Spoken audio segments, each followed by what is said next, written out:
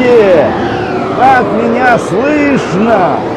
А то ведь здесь дует очень сильный ветер. И я подозреваю, что это ветер Нагваля. Кто знает, да? Ну, эзотерики знают, что такое Нагваль. Да, утверждаю, что и в снах обычных людей действуют порой, иногда или достаточно часто те самые ветры сновидений. Вот об этих секретах сновидений я сейчас и расскажу. Конечно же, можно и надо разделить сны обывателей, сновидения обычных людей и сновидения мистиков.